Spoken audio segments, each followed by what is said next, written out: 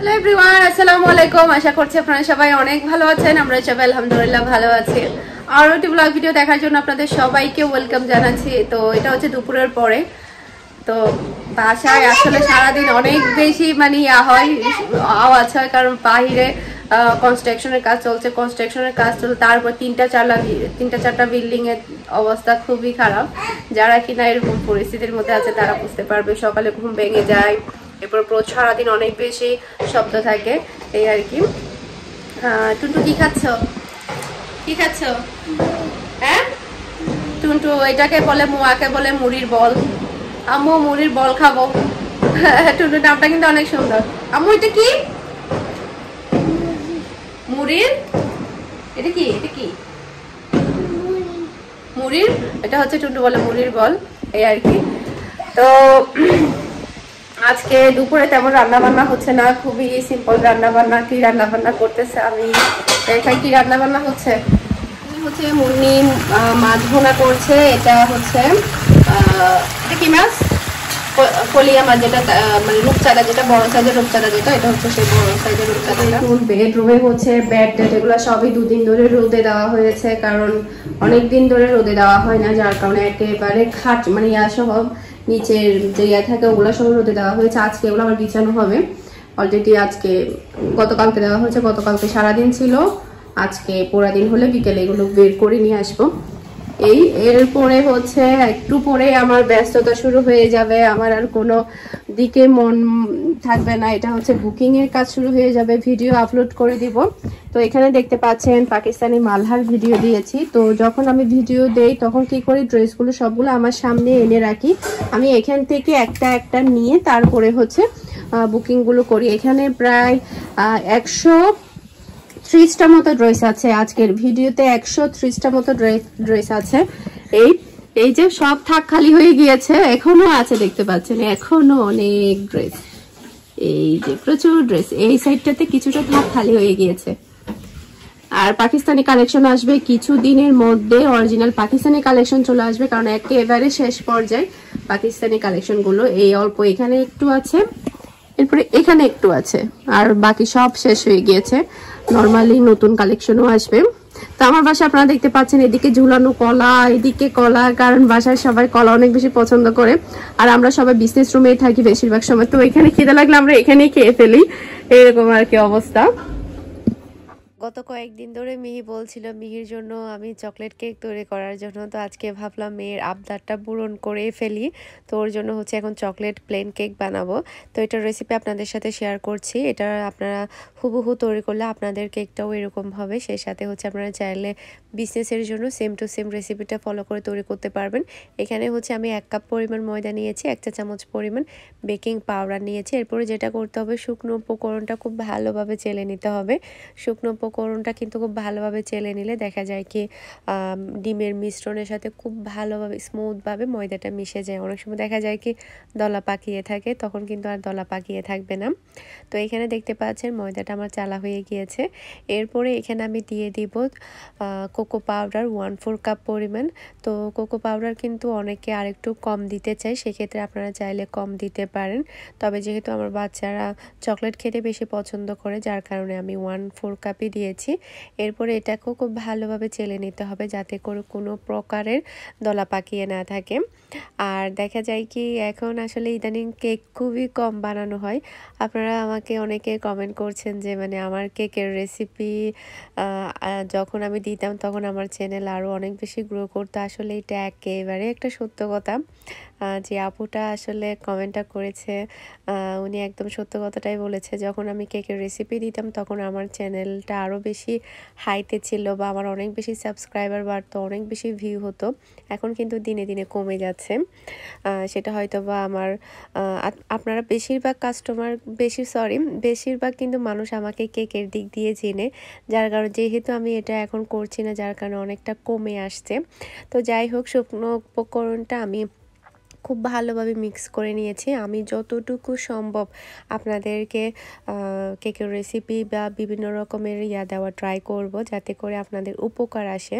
তো এরপরে যেটা করব, আমি এখানে স্বাভাবিক তাপমাত্রা 3টা ডিম নিয়ে নিয়েছি। 3টা ডিমটাকে ভালোভাবে আমি ফেটিয়ে নিচ্ছি। আর ডিম যদি আপনাদের ফ্রিজে থাকে সেক্ষেত্রে আপনারা যেটা করবেন, আধা ঘন্টা আগে বের করে রাখবেন। ঠান্ডা ডিম দিয়ে কখনো কেক বানাতে যাবেন না, মানে একেবারে নর্মাল ডিম দিয়ে আপনারা তৈরি করবেন। আর এই রেসিপিটা ফলো করে আপনারা যদি বাসায় ট্রাই করেন, একেবারে 100 হবে। আমি যেটা বলছি হুবহু ট্রাই করবেন। আর আপনারা চাইলে same to same recipe follow করে আপনারা চুলায়ও তৈরি করতে পারবেন। এরপরে হচ্ছে একটা ইলেকট্রিক বিটার দিয়ে আমি এটাকে খুব ভালো করে ফোম তৈরি করে নিব। আর আমি এখানে দিয়ে দিচ্ছি 1/2 কাপ পরিমাণ চিনি। চিনিটা চাইলে আপনারা আরও বেশিও দিতে পারেন, আবার চাইলে আরও কমও দিতে পারেন, যেভাবে ইচ্ছে সেভাবে দিতে পারেন, আপনাদের টেস্ট অনুযায়ী দিতে পারেন। এরপরে চিনিটা গলে গিয়ে একেবারে একটা ফোমি টেক্সচার আসা অবধি আমি এটাকে বিট করে নিব। একটা হালকা একটা কালার চলে আসবে, তখনই আপনারা বুঝতে পারবেন। যারা কিনা প্রফেশনালভাবে বা ঘরে ভালোভাবে কেকটা বানাতে চান, আপনারা কিন্তু প্রাথমিকভাবে একটা বিটার, এরপরে হচ্ছে মেজারমেন্ট কাপ কিনে নেবেন। এতে করে দেখবেন আপনাদের প্রত্যেকটা কেক অনেক বেশি সুন্দর হবে। তো এরপরে হচ্ছে আমি এখানে দিয়ে দিয়েছি 1/3 কাপ পরিমাণ তেল। তো আপনারা দেখতে পাচ্ছেন কালারটা কতটা হালকা হয়ে গিয়েছে, আর ফোমটা মাশাআল্লাহ অনেক বেশি ফ্লাফি হয়ে গিয়েছে। এটা আপনাদের চোখের আন্দাজেই দেখে বুঝে নিতে হবে। অনেক সময় দেখা যায় কি এক একজনের বিটারের হাই স্পিড কিন্তু এক এক রকম থাকে, সেক্ষেত্রে মিনিটটা আমি বলবো না, আপনাদের একটু দেখে বুঝে নিতে হবে। 1 চা চামচ পরিমাণ দিয়ে দিলাম ভ্যানিলা এসেন্স। আপনারা চাইলে চকলেট এসেন্সও দিতে পারেন, কোনো সমস্যা নেই। তো যে শুকনো উপকরণটা চেলে রেখেছিলাম, মিক্স করে রেখেছিলাম, ওখান থেকে 3 ভাগের 1 ভাগ পরিমাণ আমি এখানে দিয়ে দিলাম। এরপর আলতোভাবে আমি এটাকে এক সাইড থেকে ঘুরিয়ে ঘুরিয়ে ঘুরিয়ে মিক্স করে নিচ্ছি। এটা কিন্তু আমি সবসময় বলে থাকি কিভাবে মিক্স করতে হবে, কিভাবে কি করতে হবে। আলহামদুলিল্লাহ আমার রেসিপি যারা ফলো করে সবাই অনেক ভালো বলে যে আপু আপনার রেসিপি দেখে বানিয়েছি, কাস্টমারকে ডেলিভারিও দিয়েছি, অনেক সুনাম করেছি। এই জিনিসটা শুনলে আসলে অনেক বেশি ভালো লাগে। এরপরে যেটা করেছি আমি, এখানে আমি 1/4 কাপ পরিমাণ তরল দুধও অ্যাড করেছি। এরপরে পুরো মিশ্রণটা দিয়ে এখন আমি ফাইনালি মিক্স করে নিচ্ছি। মিক্স করার পরে জাস্ট আপনারা একটু লক্ষ্য করুন, কোনো প্রকারের আমার মিশ্রণটা কিন্তু কমে যায়নি। যতটুকুই আমার ফ্লাফি হয়েছে ততটুকুই ফ্লাফি আছে। তো আপনাদের এমনভাবে মিক্স করতে হবে যাতে করে ফ্লাফিটা কমে না যায়। তো ফ্লাফিনেসটা যদি কমে যায় সেক্ষেত্রে দেখা যায় কি কেকটা খুব একটা বেশি স্পঞ্জি হয় না, খুব একটা বেশি ফুলে না, বা শক্ত রয়ে যায়, অনেক অনেক অনেক থাকে। আবার অনেক সময় দেখা যায় বেশি ফুলে যায়, ধূপ করে বসে যায়, অনেক প্রবলেম থাকে। এরপরে এখানে আমি যেটা করছি, একটা মোল্ডে আমি ঢেলে নিচ্ছি। এরপরে এটাকে হচ্ছে আমি ওভেনে বেক করে নিব। আপনারা চুলার মধ্যেও বেক করে নিতে পারবেন, চুলার মধ্যেও কিন্তু খুবই সুন্দর করে কেক বানানো যায়। ইনশাল্লাহ নেক্সটে আমি আপনাদের সাথে চুলার তৈরি কেকের রেসিপি শেয়ার করব। তো আমার আজকের এই কেকের রেসিপিটা দেখে আপনারা কিন্তু বাসায় ট্রাই করবেন, চুলায়ও ট্রাই করতে পারবেন। আর কেক বানানো আসলে খুবই ইজি, জাস্ট হচ্ছে আপনারা মেজারমেন্টটা ঠিক রাখবেন। মেজারমেন্ট যদি ঠিক রাখেন তাহলে একেবারে বরাবর হবে। তো এখানে দেখতে পাচ্ছেন কেকটা কিন্তু বেক করার পরে আমি ভালোভাবে ঠান্ডাও করে নিয়েছি। আর মাশাআল্লাহ খুবই সুন্দরভাবে ফুলেছে, মাঝখান দিয়ে ফেটেও গিয়েছে। আর অনেকেই জিজ্ঞেস করে যে আপু আমার কেকটা বানানোর পরে মাঝখান দিয়ে ফাটে না, আপনারটা ফেটে যায়। তো সেটার ক্ষেত্রে আমি যেটা বলবো, অনেক সময় দেখা যায় কি আমরা তেল দেই না, হয়তোবা আমাদের মনের অজান্তে হয়তোবা আমরা ভুলে যাই। তো তেলটা দিলে দেখা যায় কি প্লেন কেকগুলো ফেটে যায় সরি। আবার অনেক সময় দেখা যায় কি তেলটা কম পড়লে উপর দিক দিয়ে ফাটে না, একটু টাইট হয়। তো সেদিক দিয়ে আপনারা একটু লক্ষ্য রাখবেন, মেজারমেন্টটা ঠিক রাখলেই হবে। তো এখানে দেখতে পাচ্ছেন পুরো কেকটাকে আমি কেটে নিয়েছি, আর আপনাদেরকে একটা পিস নিয়ে দেখাচ্ছি। মাশাআল্লাহ দেখতে যেমন সুন্দর হয়েছে আর অনেক বেশি সফট হয়েছে। আপনারা কিন্তু এটা বাসায় অবশ্যই ট্রাই করবেন। আর আপনাদের কাছে আজকের কেকের রেসিপিটা কেমন লেগেছে সেটা আমাকে অবশ্যই কমেন্ট করে জানাবেন। বলছে আমি যাব, কোথায় যাবে? আমি যাব, আমি স্কুলে যাব।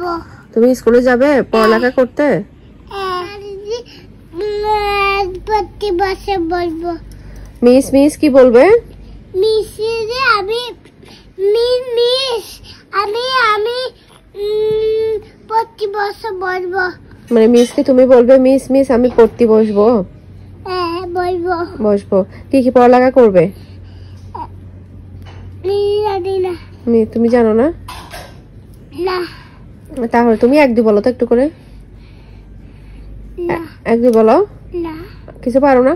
না আমি যাবো বললে। মুন্নিয়াপু বলতেছে মুন্নিয়াপু যাবে। কি বলছে?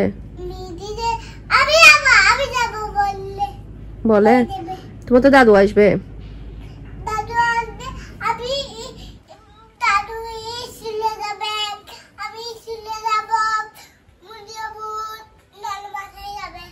আচ্ছা আজকে কে আসবে আমাদের বাসায়?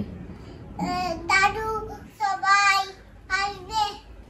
ওকে ওকে। তো এটা হচ্ছে সন্ধ্যার পরে আমাদের আবাসিকে হচ্ছে একটা বাঁশের একটা রেস্টুরেন্ট তৈরি করেছে, এখানে আমরা খেতে এসেছিলাম। খাবারগুলো আলহামদুলিল্লাহ ভালো।